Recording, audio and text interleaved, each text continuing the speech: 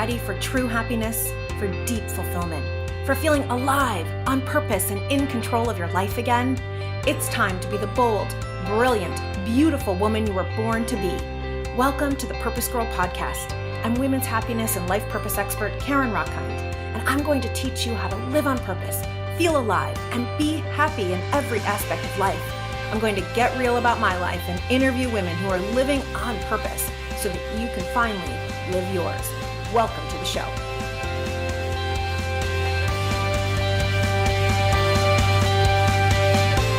So before we begin today, I just want to let you know that today's PurposeGirl podcast may have some explicit language and some daring topics.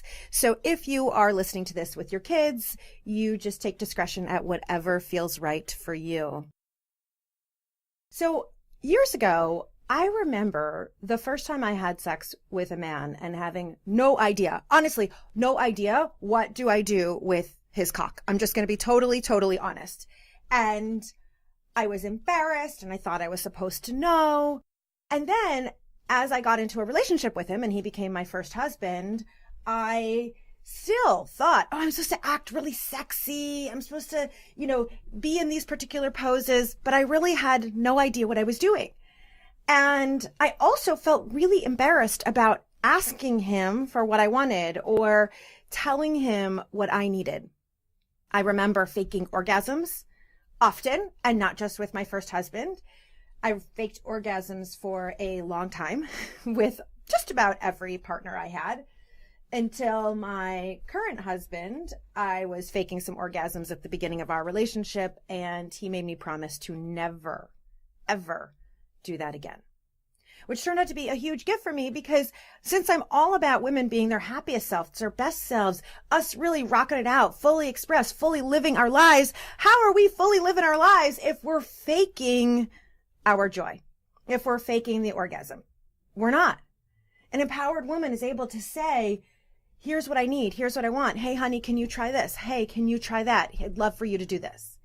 And so I am realizing in the last year or two, how important sex is to our happiness. It's a topic that I had completely left out of women's happiness. And I realized that a woman in her femininity, for us to be our most powerful self, we have to be sensual beings. We are sensual beings. We have to enjoy our sensuality, our sexuality. And so this is a topic you're going to hear over and over again on the PurposeGirl podcast. And my guest today is the very best one to teach us everything that we need to know about being that woman who takes control of our own sexual pleasure. And let me tell you this, let me promise you this. A woman in her pleasure will save the world. Because when you're in your pleasure, when you're in your joy, you are so much different around your kids. I'm not saying that they have to see you be in your pleasure, but you feeling pleasure, your temper is going to be less. You in your pleasure, you're going to actually be more open to ideas and to your dreams. You and your pleasure, you're going to have fun and flirt with the world. You don't have to get so angry at the Verizon or whatever provider is frustrating you. You can almost flirt with them. And that's something that I'm learning. And like I said, my guest today is the very best to teach us. So my guest today is my dear friend and colleague, Beth Liebling. Beth formerly was a family lawyer, mostly divorce. We're going to talk about that. And left that to create what she needed in the world. She's the founder of Darling Way, which is a sexy luxury boutique outside of Houston. She is the host of the radio show Love and Laughter with Beth on ESPN Houston. She has been on multiple media channels. She's a mother of 5, a grandmother, and she is the author of an incredible book that I have been reading all during my vacation over the last week and having such a good time with it, called Love and Laughter, Sexy, Meaningful Fun for Everyone. Beth, welcome to the PurposeGirl podcast. Thank you so much, Karen, for having me. I am so excited. And that was really one of the kindest intros I've had ever. Thank you. Oh, it is my pleasure. You inspire me. Beth and I participated in a women's program, and I got to witness, I would sit back, there were 500 women, and Beth, it was like sprinkling fairy dust all over the other women to have us each kind of get more into our sensuality, into our own like glittery joy. And that is what you do. So I want to hear a little bit. So love and laughter, sexy, meaningful fun. So I love this because, you know, often we think, well, we're not supposed to like laugh during sex or have fun with it. So why is the book called Love and Laughter, Sexy, Meaningful Fun?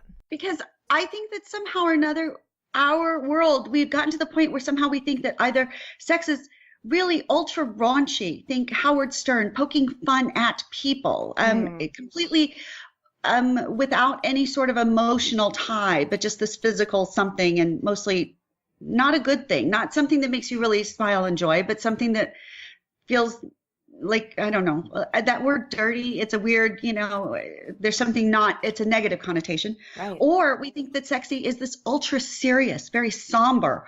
Okay, we're going to make love, and there's only one way to make love. It has to be quiet and serious, and it really just shuts us down.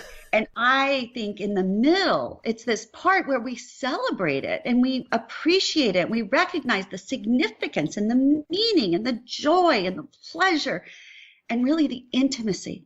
And that comes when we are all there, when we can laugh with each other, when we can laugh at what's going on together, when we can recognize how silly it is, and yet still how incredibly meaningful, how it takes us out of this world, out of our bodies, out of our minds, and it joins us. To me, when you've got love and laughter and you've got the physical, emotional, and sexual intimacy, it is as close to a divine connection as you get. And they always go together. Love and laughter, they should always go together. I say we have two hands. That's why. Oh, I love that. I love that. And you're so right. We do often think of sex as this making love and it's going to be slow, or raunchy, just, you know, I'll just say it. It's my own podcast. I can say, or just fucking, you know, it's like, so, right. And you're right. That's sometimes maybe we want one or the other, but most often we want that in the middle. Or even if we want one or the other, that's totally okay, but not all the time. Mm-hmm. Right? It's that idea that we shouldn't be stuck with anything. If you want a wham, bam, thank you, ma'am, once in a while, and it just makes you laugh, and because you know where that middle is, and really you're doing it and you're going extreme because it's extreme. That's cool and exciting. And when you're going to that extreme where you just need that bond and you need it to be slow and you need it to just be heartfelt in every single moment and every single feeling, to matter, to remind you of something, to bring you back to life, that's good. But not when you're stuck in any one of those places. Right. I want the continuum. Thank you. Yes. And where I think a lot of women are stuck is in neither. So Yes. just not being interested in sex, or feeling like it's a chore, or feeling like they're supposed to like it and don't. I don't know how many women fake orgasms, but I would bet it's a very, very high percentage. So what's going on here with women and not enjoying sex? I think that we are pretty much every woman, we're given two choices when we're born. As we grow up, we are allowed to be either good girls or sluts. And I say, and slut has nothing to do with how many people you've actually had sex with.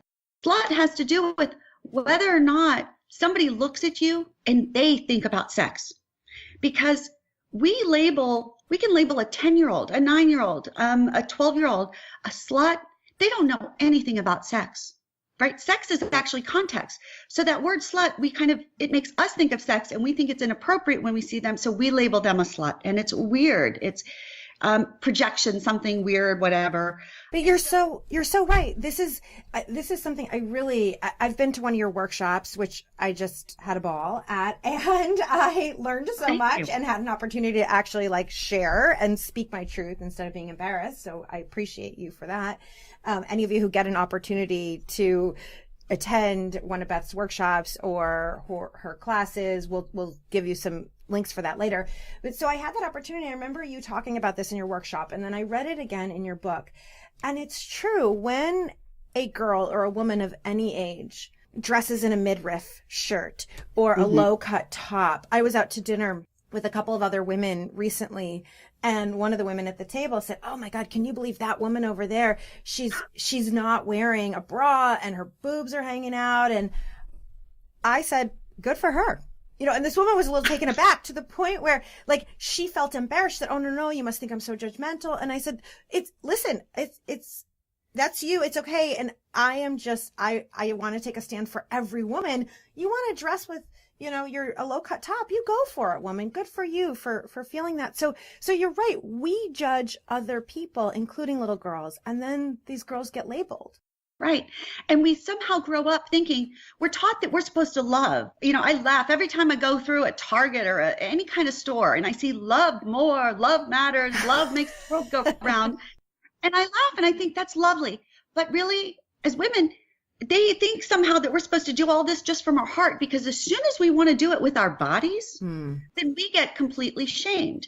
That's when oh, slut, wait, you enjoy loving from your body, not just your heart, we get shut down. And how can we reconcile that? That's not right. We're supposed to love our husbands, our boyfriends, our partners, and yet we're not supposed to enjoy any sensual pleasure. Right. This is so interesting. So we're raised, it is ridiculous. So we're raised all trying, you want to be a good girl. You want to be a good girl. Be nice, be good, be good, be good. And then the moment that we're in an intimate relationship, we're almost expected to be a slut, right? It's like, now I want to take you home to my mom, but I also want you to be expressive and, fully give me the blowjob or whatever it is in the bedroom. And that's very confusing. Right. And it can't work. And the weird part is the boys are a little confused too, because you'll hear them say, when I talk to men, I laugh when they tell me they used to do this and this and this to the woman who is now their wife or the mother of their child. But now they say, but I would never do that because now she's the wife. She's the mother of my child. I say, but before you both had the sexy fun.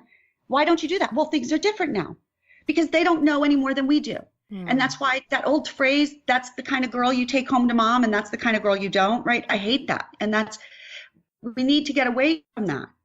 And so I try to back people up because this is where we are, but why and how? And one of the things I think that we've completely lost sight of is the difference between sensuality and sexuality, okay? And they can merge, but I tell people, women, we need to get in touch first with our sensuality. And the way that we know, right, humans were born as sensual creatures. And in fact, if you can look at in utero, you'll see infants in utero with their finger in their mouth. And babies will come out and they'll suck their thumb. Well, if you don't think that thumb sucking is one of the most sensual acts a person can do, that's crazy. Right? That is so incredibly sensual and soothing. We need that sensual touch from ourselves and from others. And yet somehow we're totally okay with the sucking of the thumb. But then when it goes to the rest of our body and we try to start exploring, if we're stroking, if we stroke our hair, that's okay. If we stroke our breasts, that may not be okay. If we stroke, our hand when we're nervous or our arm because we're nervous, that's okay. But if we stroke our pussy because it gives us pleasure, that's not really okay. So we need to back up, and we need, as women, to learn to get in touch with the fact that it's okay. And we need to learn to enjoy the sensual pleasures from our body. And then we can move over and add context to it in terms of sex if we want to. Right. They are different. I love this, right? Sensuality is really being in touch with all of your senses. So the sense of touch and the sense of smell and the sense of sight and the sense of taste. And women are sensual beings. We were born to be sensual beings. And something I love that you say in your book, this is just so incredible. You say, trying to succeed while hiding our feminine soul is a bit like asking the sun to light up our days while hiding its rays behind the moon, right? So asking us to be these like powerhouse, successful, moms, successful business people, successful, whatever it might be for you, but hiding your feminine sensuality, it just doesn't work. It's like you're cutting off half of your body. And I love what you're saying. You're right. Sucking your thumb, we totally think is okay for a child. We do think it's okay for them to rub their hands together if they're nervous.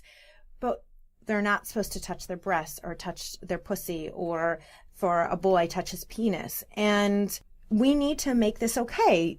There are ways to teach it, and I would love it. So how would you, it's a little bit, I want to get back to women, but real quick, what would you say to a parent who's experiencing their child touching themselves? How can they teach their child to have integrity with touching themselves and feel like it's okay, not shaming, but still maybe do it in a way that's quote unquote appropriate to society? I think that we teach them to truly love every part of themselves, and yet there are certain times where certain behaviors are okay. And I liken it just to at home at the dinner table, it's perfectly okay to talk at a reasonable voice. It's okay to yell louder outside on the playground. When you go to a church or a synagogue, you whisper and you sit quietly as much as possible. So we can touch ourselves in certain ways in public, and then we can touch ourselves and do certain things in privacy. Farting and burping is not usually a good thing to do at the dinner table. And I put it just in these terms You're because right. it makes us laugh. It's so silly. Of course, we all understand that. And so that way we're laughing with people. We're not shaming them. And that's the thing, because we all burp and fart and we just laugh with them. So when you want to do that, when you need to do that, you excuse yourself. Right. And the same thing with where you touch certain places.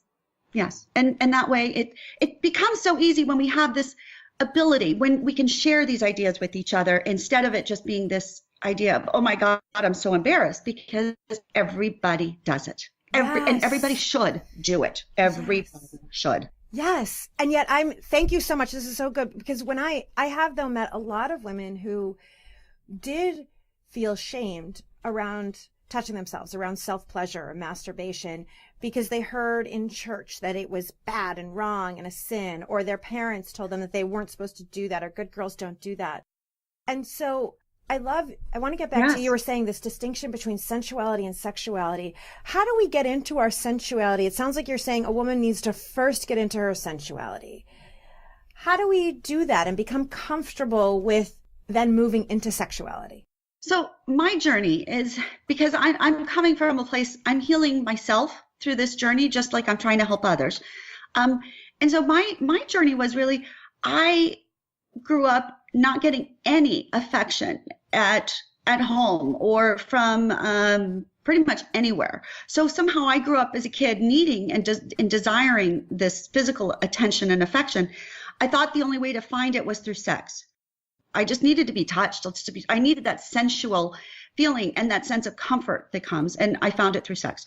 Then I got married to a man, and was married for 22 years to a man who didn't even like me, right? That's how bad I was. So I don't want people to feel bad, because I know this journey. I know it very well. I hated myself. I didn't feel worthy of love. I had sex the whole time, but I was playing that role of slut. I just did. As you said earlier, I tried to act sexy. I did the, A, B, C to get to D, and there it was.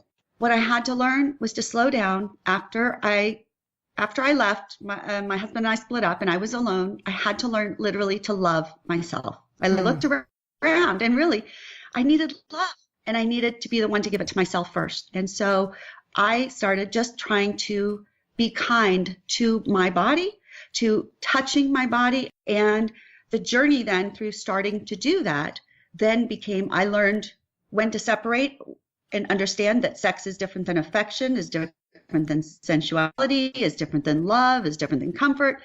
And now I literally ask myself, when I'm craving something, I say, what am I actually wanting? Do I actually want sex? Do I want orgasm? Do I want to be with somebody? Am I looking just for affection? And that, for me, that simple slow down and go into my head and identify them, that lawyer part of me. Mm-hmm.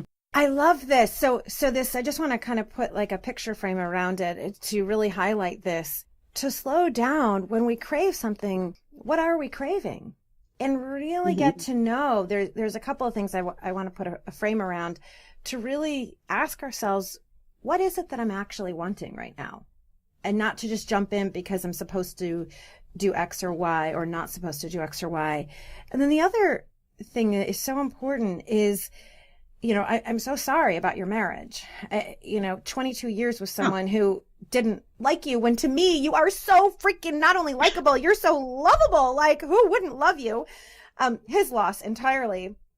The idea, though, that 22 years of him saying mean things to you or not loving you is going to leave you and anyone who experiences that in a real place of self-loathing, a real place of feeling like you're wrong or bad or just not liking yourself. And so that the journey isn't, well, okay, who can I go marry now? The journey is coming to love yourself first. That's so profound. Right. And that's why I want people to know that, because I don't think that this is just a natural, you don't just start and you're either born a great lover or you're not. It really is, what do we do and how do we learn? I think that we all need coaching. We need coaching in whether it's our golf game or our, workout training or physical therapy or our emotional health or learning to be good lovers. And we don't get any coaching in that sense. So don't be surprised. And I think that's the first thing is open up. And then, but this is why, even though for 22 years I was having regular sex, there are a lot of people out there that are having sex right now with their partners. And frankly, they may even love their partners, but they're having some sort of sex and it's still not satisfying them. And I think it's because they don't really know what those things are. They're lumping all of that together. And really what they might be craving is emotional intimacy. And for women, just the sexual act may not be fulfilling that emotional intimacy. Right. So they're having sex, but they're not actually, it's not hitting the spot. I say it's like eating sugar when you really need some protein. And so if we can parse that out, it just will make it easier. And then once we understand what it is we're missing, then it's so easy to help fill in the blanks and for us to help people get what they want and to coach people. You coach me, I coach you. It's just lovely. And the more we share our love stories, God, the more we learn and the more ideas we have and the more we learn it's okay. And I wish I could go back. I wish I could have coached myself when I was so young. Right. Well, this is such a good point. We aren't coached. We aren't coached. And sex is a huge part of living a life well lived. It's natural. It's 100% natural. Our bodies are meant to do it. And we are taught everything in school. Now kids are even taught finances and they're taught like all these things about how to live life. And no one's teaching us sex. In fact, I was speaking with a mother recently who was saying that one of her teenage sons, I think he might be 13, so a young teen, came home from a friend's house and told her, they have a good enough relationship, he told her that they were watching porn and he said, is that what it's really like? And she said, oh no, oh no, that is not what it's like, right? And so men too, boys, they're learning this idea that sex is something that frankly is not what most women want. But most women I know, Beth, myself included, like this has really been part of my journey, don't know what they want in bed, in sexuality. No. And if they have an inkling, they don't know how to ask for it because maybe they think it's wrong. Right. We all have that. So one of the examples I give in my book is that 10 years into my marriage, in a really pitiful state, in fact, we were separated. I was drunk and I don't really drink. So it took those extreme things. I actually asked my husband then to spank me. And I had never asked for anything before. But then when I did, he freaked out. I was so ashamed because he freaked out. It was awkward. It was uncomfortable. And we were together 12 more years. I never asked for another thing from him sexually. And I tell people this because I know how difficult it is. And now when I look back, I tell them, I would coach myself. I would tell my young self that, look, you're going to ask for something you're entitled to, and it's okay. And even though it feels a little bit weird, the fact is what you want, if it's consensual, it's okay. And frankly, spanking, that's one of the most commonly desired sexy fantasies. It's crazy.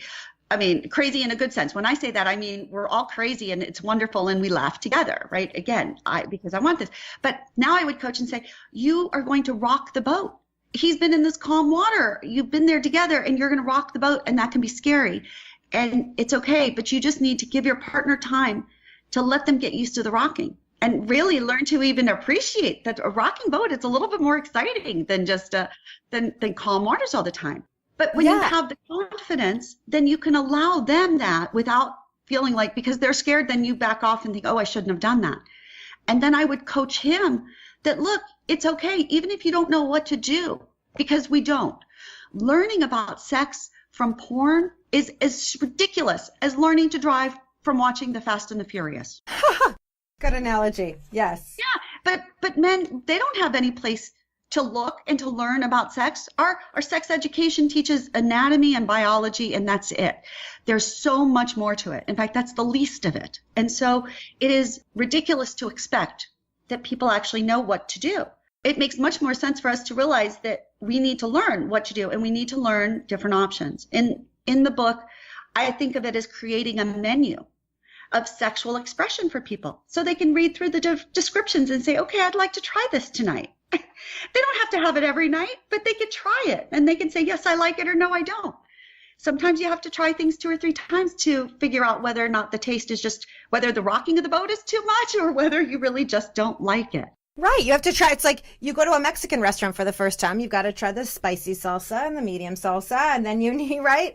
But it's right. In order to know what it is that you like. And there's permission that you're going to like different things at different times. It's something I think that you do so much so well in this book. And something that I so appreciated is that you do go into, you do give that menu. You go into all the different kinds of sex toys that you might use, everything from vibrators to butt plugs to nipple clamps. And so anytime, I know the first 20 times I went into a sex store, I was totally intimidated. I had no idea. And it's only very, very, very recently, since getting to know you, since being in the women's program that we were in, that I'm more comfortable walking in. I still don't know what, 3/4 of the stuff is, but I'm at least comfortable saying, asking. Yeah. And so I think of it when we use the term sex toys. Again, I'm this literal lawyer. I'm a very strange combination of rational lawyer and hopeful romantic idealist.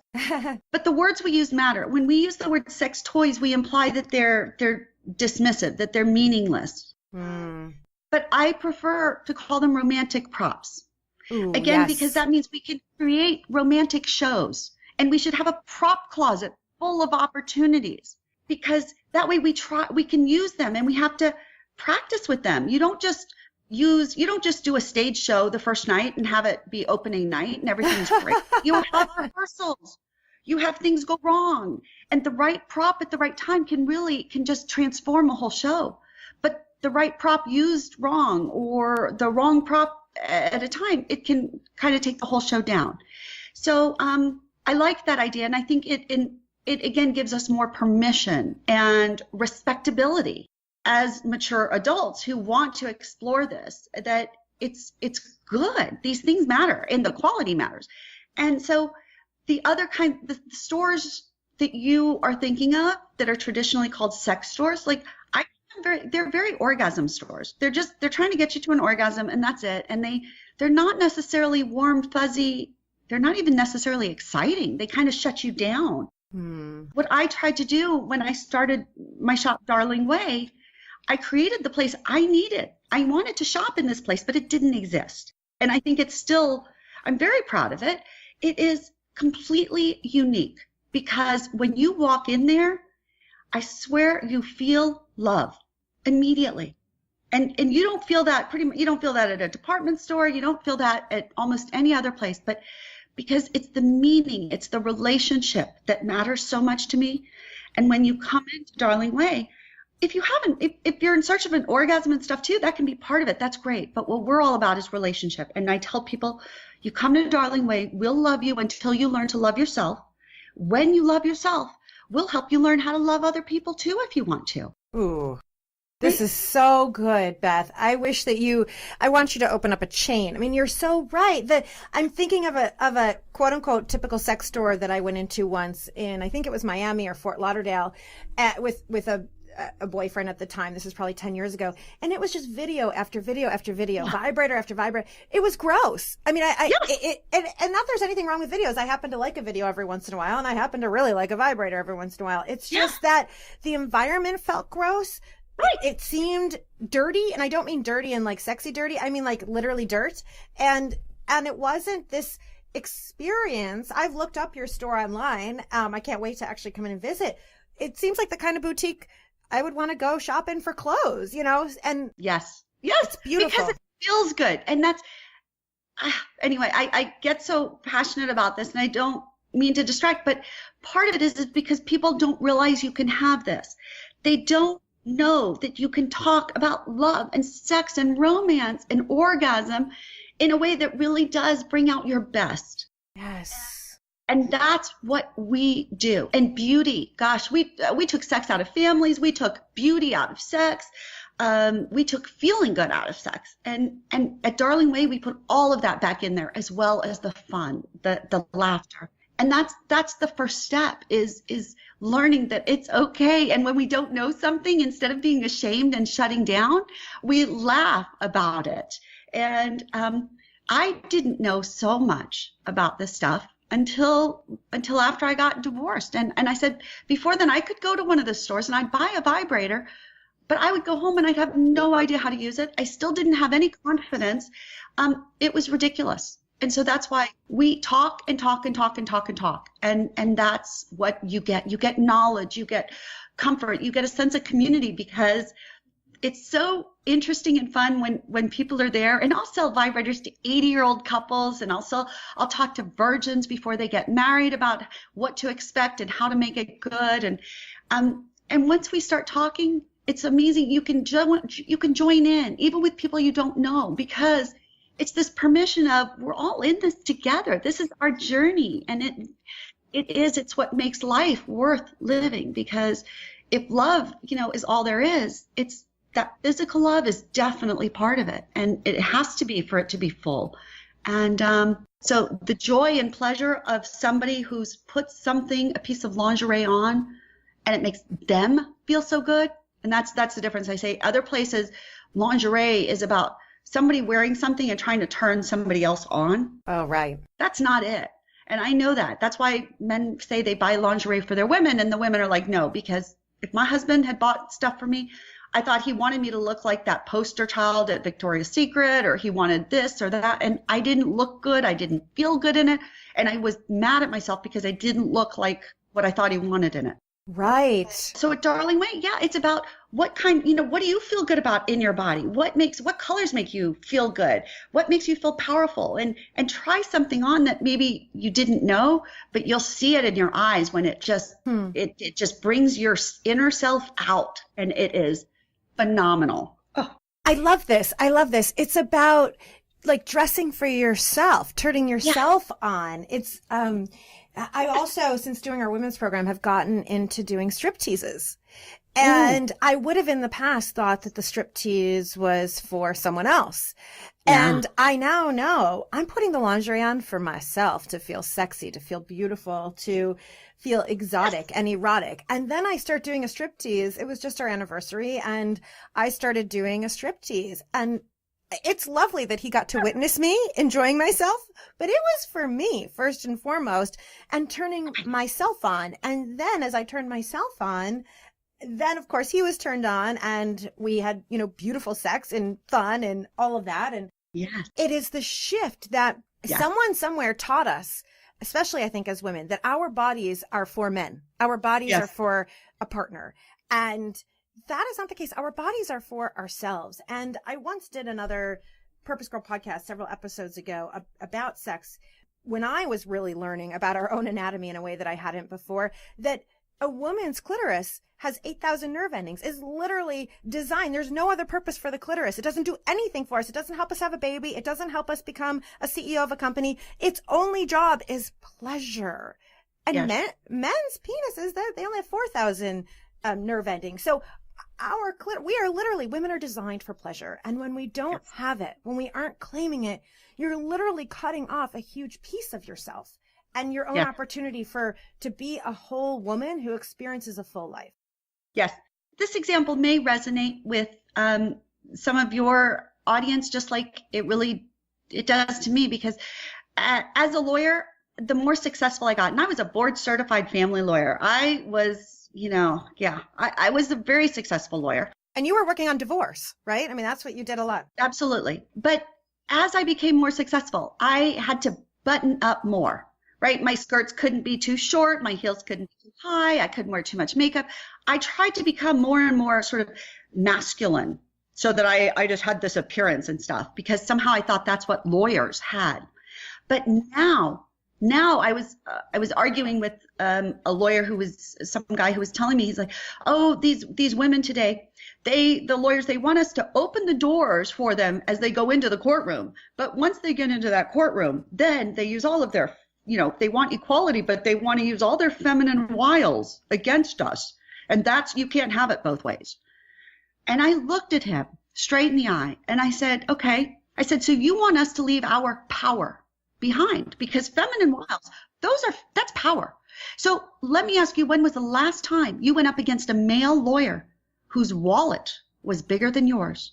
And you said to them, my client only has this much money. My client only has this much power at his disposal. So therefore, you need to leave your big wallet outside and only bring in as much power as we have. And he looked at me and he was stunned. And I said, that's the difference. I am going to use what I've got at my disposal now and every day for the rest of my life, because this is who I am. And if you don't like that Michael Phelps has slight webbing or something on his hands, or that his fingers are 12 inches long or whatever they are, that's ridiculous. He still gets to go to the Olympics. You don't tell him, no, you have to cut back because other swimmers don't have that. Right. It is ridiculous that somehow that we have done this to women, and women, we do it to women, because I was there too. I did this, but it's silly. We need to start recognizing we have so much power, and that clitoris, that ability to have remarkable pleasure, that is light, that radiates when people are happy. Oh, it radiates. It's contagious. So if I'm in front of a jury again and I am contagious with happiness, I can't imagine. I don't care how big somebody else's wallet's going to be. It is not going to beat my pleasure and my joy and my fierce commitment to what I believe. Yes. Oh, I love this. I love this. Right. We're told leave our femininity behind, but they bring their double masculinity, right? They're going to bring their full aggression or full into the courtroom. And this is so true, right? It's like, we're not saying go sleep with the judge. We're saying come in your full pleasure, your full pleasured self. Come in confident in your feminine self. And there is nothing more attractive. And I don't mean attractive like sleeping with you. I mean like attracting in every dream you have, attracting in every goal you have, than a woman being in her full pleasure, her full joy.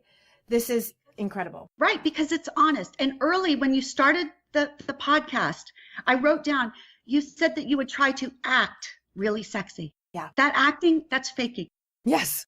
That's why it doesn't work. It doesn't feel good for you. It doesn't feel good to who's watching. Porn doesn't feel good to me because it's acting and it's not very well done. Brilliant acting, Academy Award winning. Okay.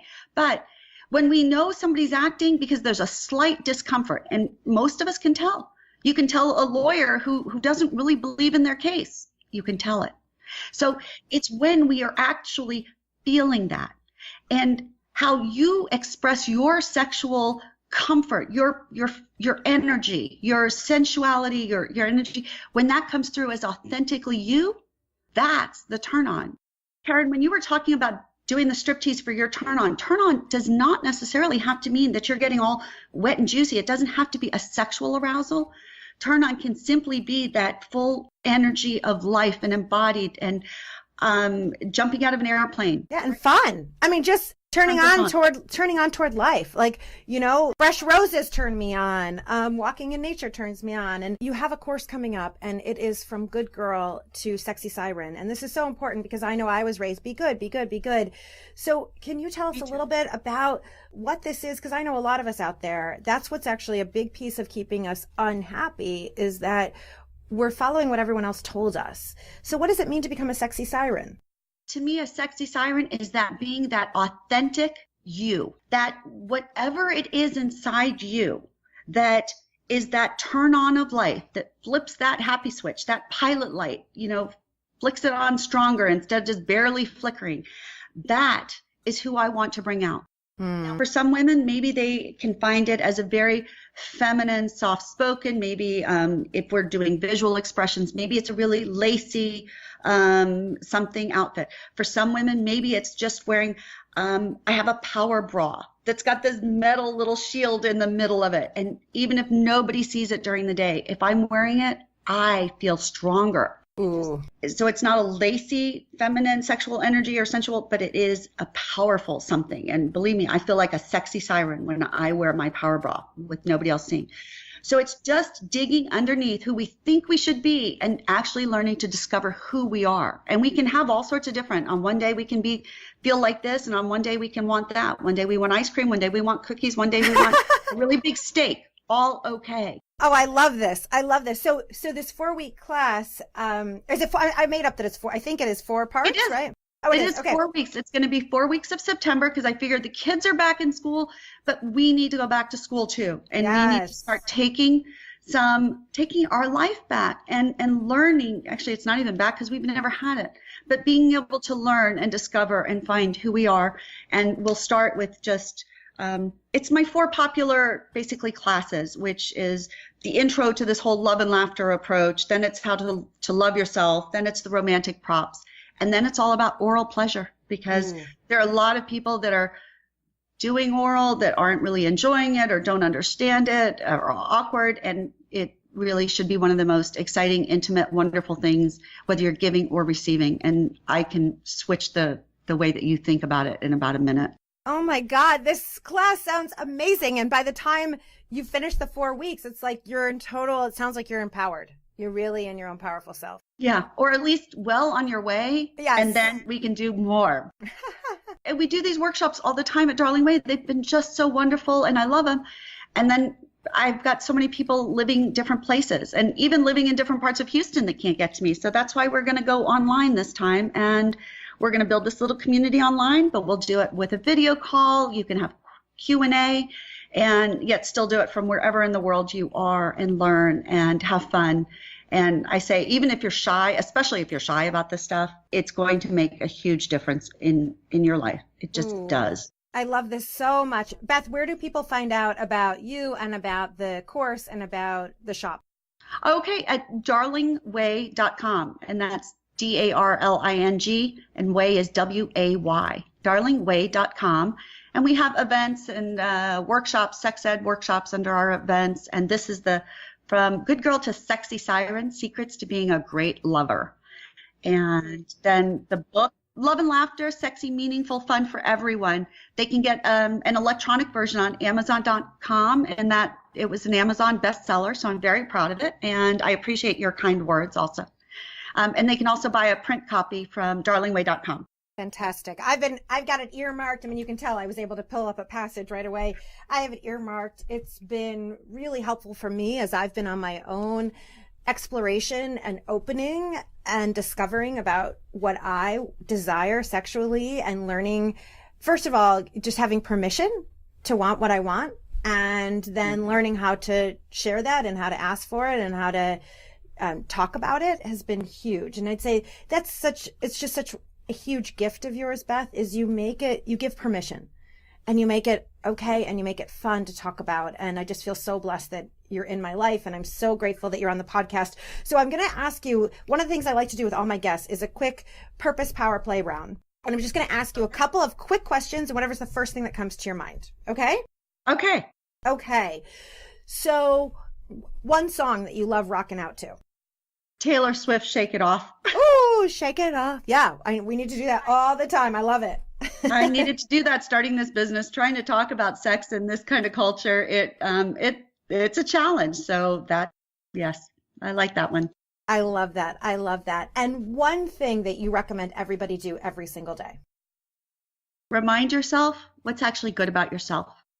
Whatever that is, and it can be the same thing every day. It can be different every day, but you have to remind yourself of why you are worthy, why you are lovable, what you like about yourself. Because until we like ourselves, nobody else really is able to, or at least we're not able to feel them liking us. Beautiful. Thank you so much, Beth. Thank you, thank you, thank you.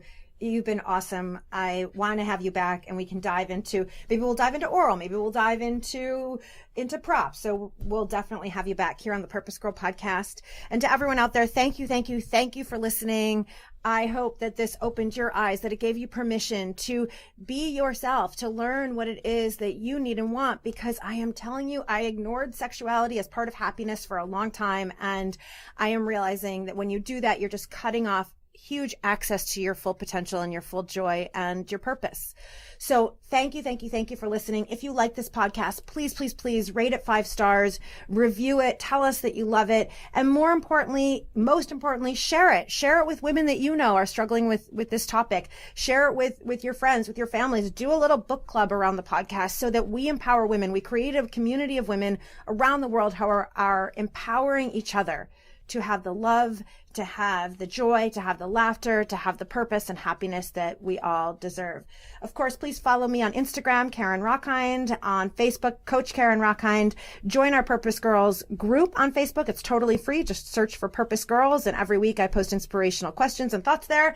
And of course, if you're not already getting my newsletter that tells you when I'm doing retreats and tells you about all the upcoming events and gives you weekly tips and tools to be happy and live your purpose, you want to make sure you sign up for that at PurposeGirl.com. As always, thank you so much. May you live purposefully. May you love yourself, and may you love life. Bye for now.